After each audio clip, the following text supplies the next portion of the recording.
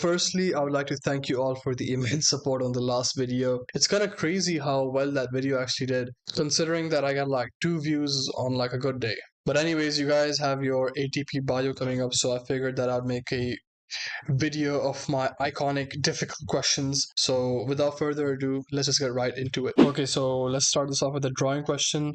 Here we need to make a drawing of the king penguin over here, and particularly the head. So when it comes to these type of questions, you just got to keep a few rules in mind. So you have to first of all make sure that you sharpen your pencils before you do this. So rule 1, you're going to have sharp lines, and also you're going to make sure that they are continuous. Similarly, you don't need to shade. I mean, it's not really an art class. You just need to make sure that you make the prominent features visible. Like for example, if we are drawing the head, we know that this is the part of the head that we need to cover, right? And we also know that this is a prominent feature. This right here is a prominent feature. We can see the beak is a prominent feature, and this over here is a prominent feature. So identifying these prominent features, we then make our drawing, and you also have to make sure that whatever space we're given, it has to be more than half. I'm not gonna lie, I was never really artistic. Hopefully you guys like enjoy this brutal, torturous montage of me drawing.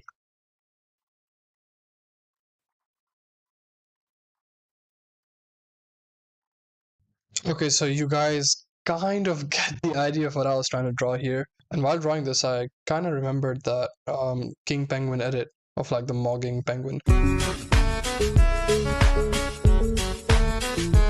But anyways, this is how it should be done. Show the details of the prominent sections like really visibly. You got to make sure that you have at least more than 2 lines on the beak, that teardrop shaped patterns on the front portion and on the back portion, and also you got to make sure that you draw the eye obviously, and the size of the image should be more than half. So the students estimated the surface area of each leaf using graph paper as shown. Suggest how the students use the graph paper to measure the surface area of each leaf. So first of all, you could denote each labeling with like a particular number.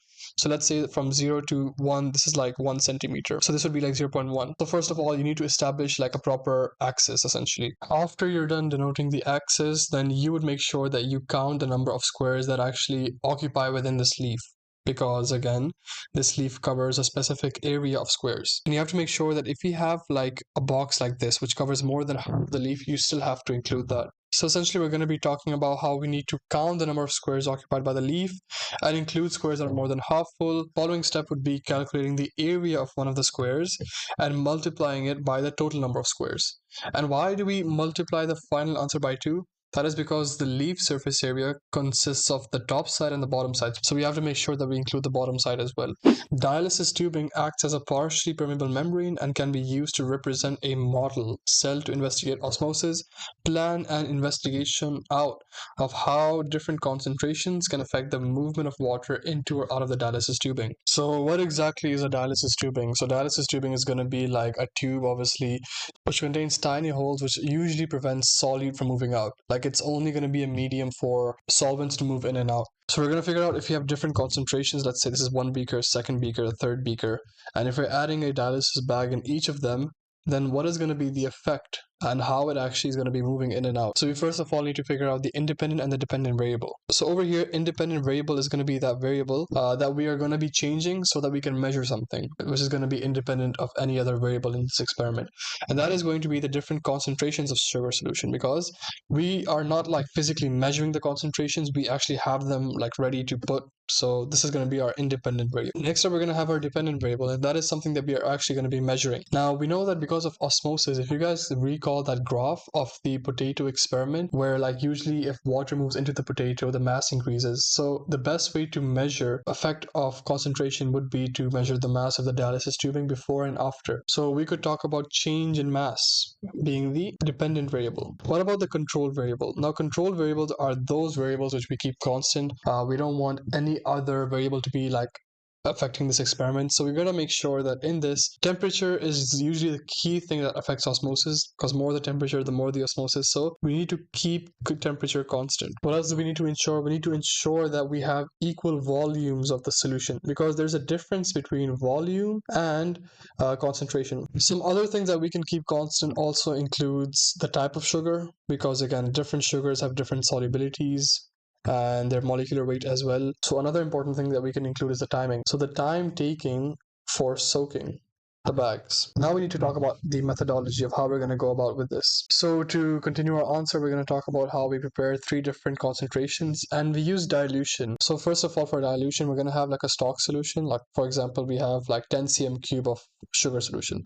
And then we're going to put that 10 cm cube, half of that, into a new test tube and add a bit of distilled water so that it gets diluted. And then we're going to repeat that until we have 3 different concentrations. Then we're going to measure the mass of the dialysis tubing before, because we need to calculate the change in mass. We're going to start the timer and stop at a fixed interval, and throughout we're going to make sure that we place it in a water bath to ensure constant temperature. Once the experiment is done, we're going to remove the tubings and dry them before measuring the mass. Now, why do we dry them? We're not going to be drying them from the inside. We're going to be drying the excess fluid that might have accumulated on the outside. And then we measure the mass using balance, obviously. And this is a free marker. You always have to include this at the end of each experiment, where we repeat it and calculate the mean.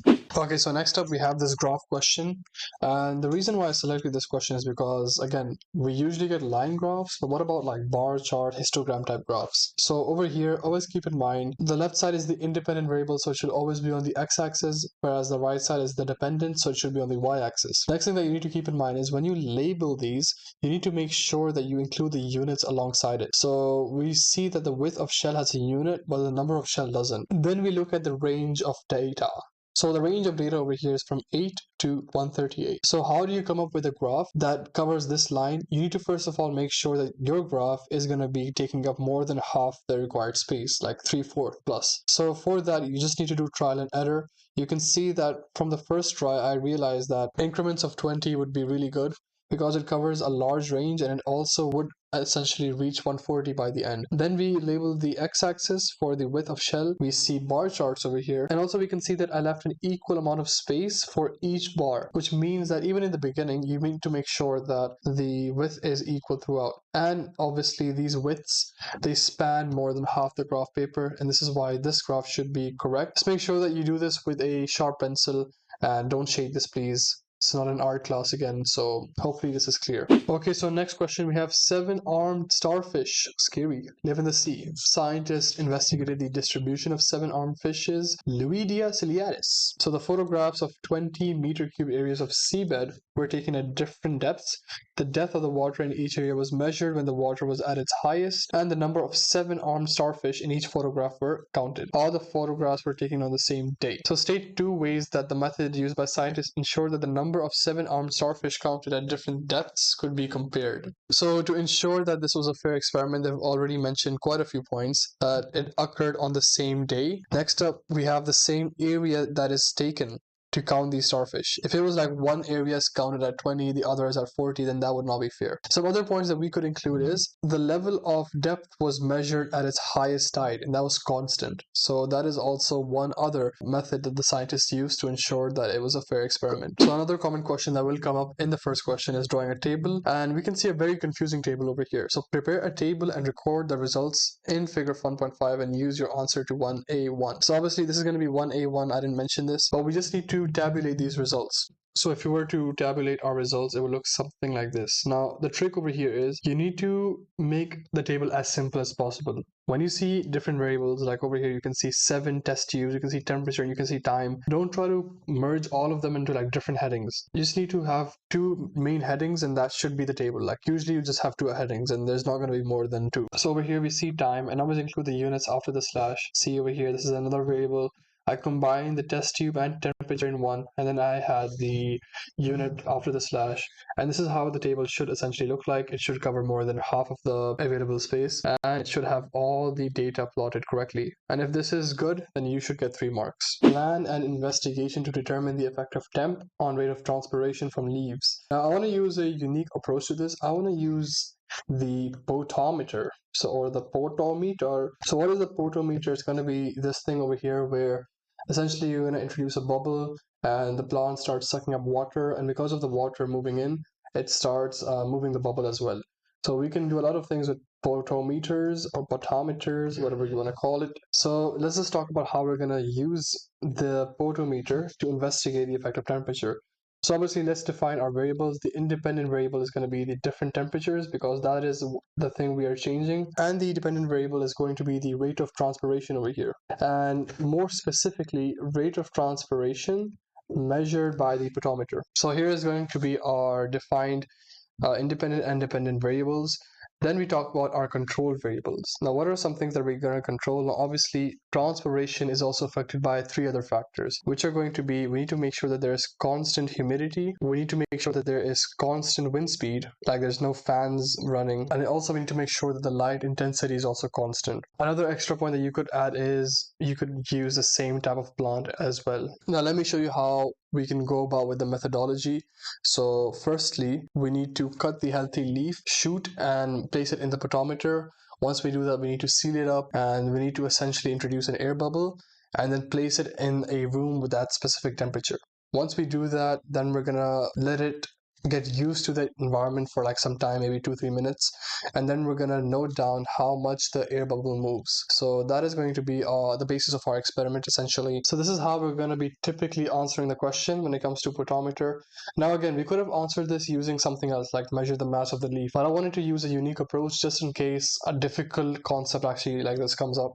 So we're going to cut 2 healthy leaf shoots and place them underwater. And by the way, when we're cutting them, we have to cut them underwater so that air does not flow into the xylem and mess up the experiment. So we're going to fit the shoots into a potometer, ensuring that the apparatus is airtight, and place them in 2 different rooms because, again, we are investigating the independent variable over here. Acclimatize. What is acclimatize? It's basically we give some time for the organism to get used to the environment, and then we're going to introduce that air bubble into capillary tube and allow the air bubble to travel along a fixed time period. Then we repeat this experiment thrice. I told you, free marker, you always have to mention this. And then we can mention some safety. For example, we could talk about wearing a lab coat or something like dumbass shit. So just know that this is the main structure you need to follow whenever you get a question with regards to transpiration, essentially. And with that, let's conclude our video. I will probably be making an ATP physics difficult questions as well. So stay tuned for that, and I'll see you guys next time around. Take care.